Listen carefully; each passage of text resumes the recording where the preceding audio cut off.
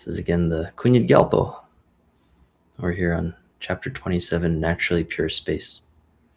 This was translated by Jim Valby. He did a really great job. So let's see what it has to say about space. It says, then the all-creating monarch, pure perfect presence, gradually explained the total Lung teaching corresponding to the penetrating Upadesha of the state as follows. He says, hey Mahasattva, listen. Because all phenomena come from me, the Lung teaching explains that all phenomena, however they appear, are primordially pure space. Everything outer and inner is primordial Dharmadhatu. In this dimension of primordial purity, there is no duality of Buddhas and sentient beings. So how could there be anything to correct with paths and antidotes? So this is the theme, right? And of course, just to say, this is not an idea. It's not something that you hold conceptually. You know what the Dharmadhatu is because you're resting in the awareness that has that Dharmadhatu as its basis.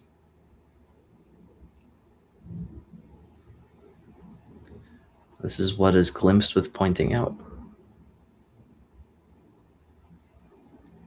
And so glimpsing that gives you an alternative to the normal conceptual space.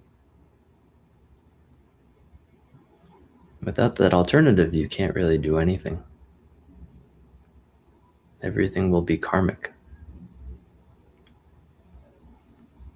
But to really feel the equality of things, and that they don't distinguish themselves whatsoever from that space, well, that's to find peace. That's to not have any enemies. It's to not worry about evaluation. Evaluation arises within that space. So whatever the result is, it's equally silly.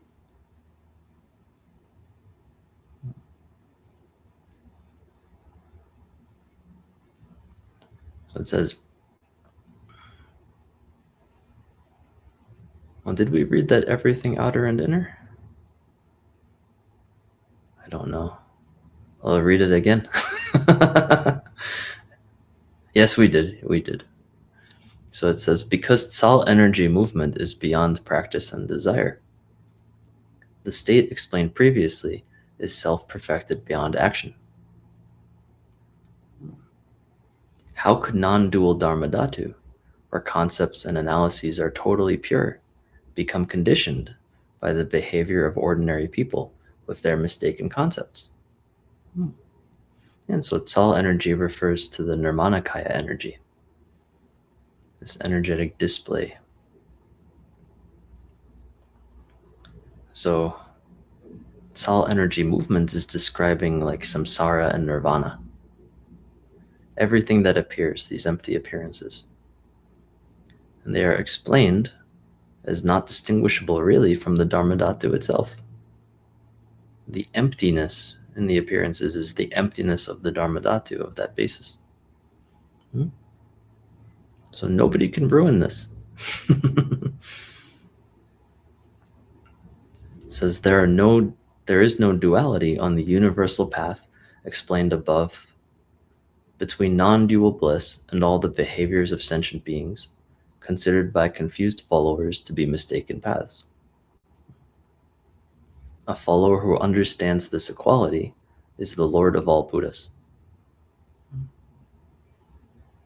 Well, that's really lovely. The mistaken path of eternalists conceives I and mine. Because stupid practitioners are deceived, they enter paths which conceive Dharma activities. Because there is never a time of arrival and never a time of understanding, how could they ever discover the real condition by struggling with Dharma activities? So if there are things that practitioners are doing to try to get closer to awareness, or to try to improve their recognition of awareness,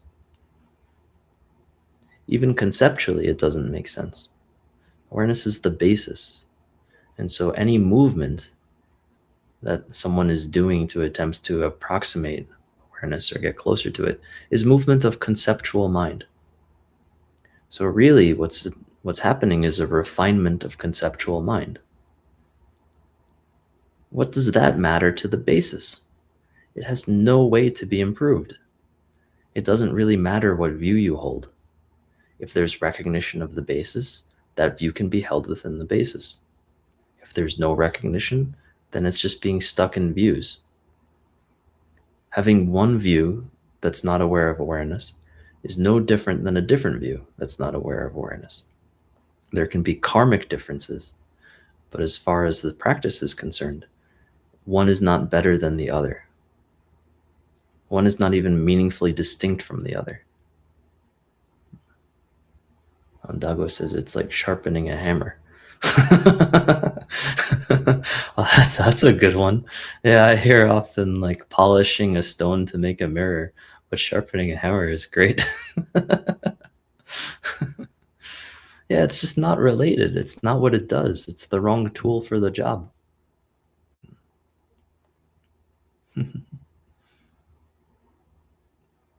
So with this teaching, the point is not to criticize people. The point is for you to put down all those other activities that are attempting to be done for a reason, to accomplish something.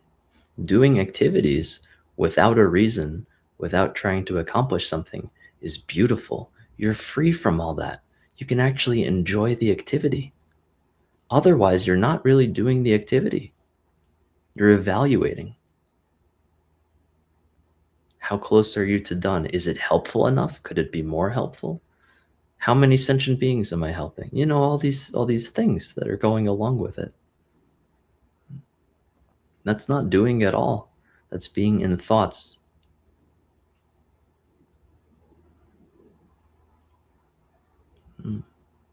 So in this teaching, all that stuff can be put down. You can be free from that if you want to be. So it says, teachers without authentic knowledge conceive a mistaken path with fallacious teachings and lung transmissions, just like the story about monkeys. This is so sad. I don't know the story about monkeys.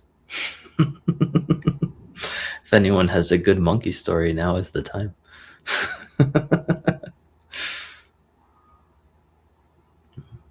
Probably mimicking, right? That a monkey sees someone else doing something but doesn't understand their reasoning and then kind of adopts the surface behavior. Just a guess. So it says, thus the teacher who can extract gold from minerals is a precious teacher of authentic teachings, should be bought with infinite valuables. Thus he spoke. Yeah, it's rare to hear these teachings. So if you are, you're very lucky.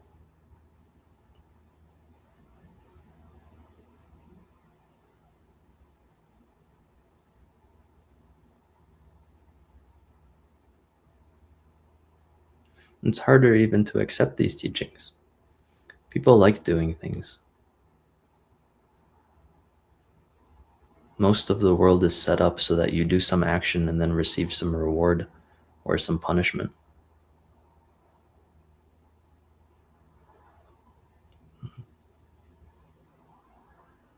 So to approach these teachings is to be willing to not participate in that. That's really brave of people, you know, I think. Anyone who's willing to entertain the possibility of freedom from that stuff. You must have a strong reason to do that.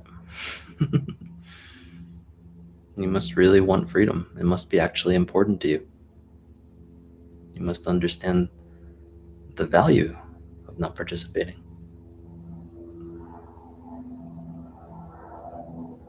So that's rare.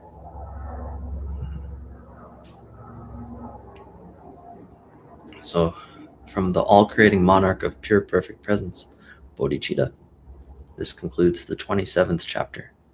which explains the long teaching about the totally pure space of effortless perfection. Oh, thank you, everyone. That was a pithy chapter.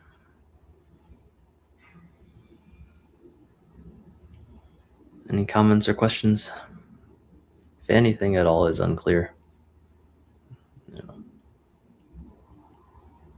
ding in if you care.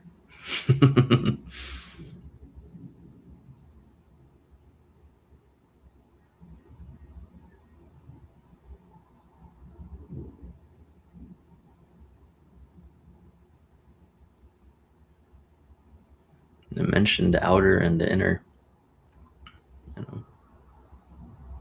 There's probably a better way to say that without making the distinctions. They said it for people who make those distinctions. But even that you can let blend.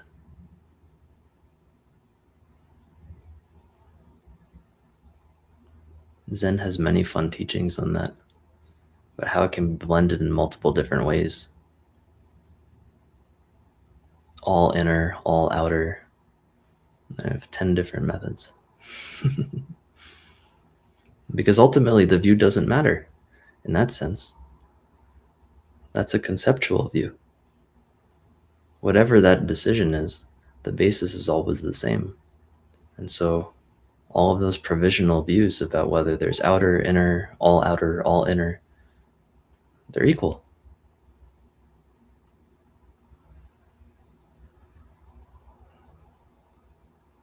So no need to perfect that.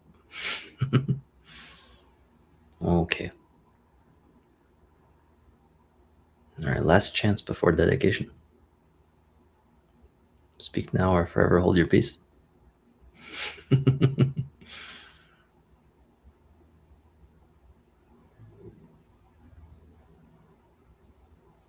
right, so let's dedicate. So these sessions are said to be very meritorious. That's true, then there are sentient beings in this presence who are suffering. We can be with them and give all the merit to them in a moment of silence.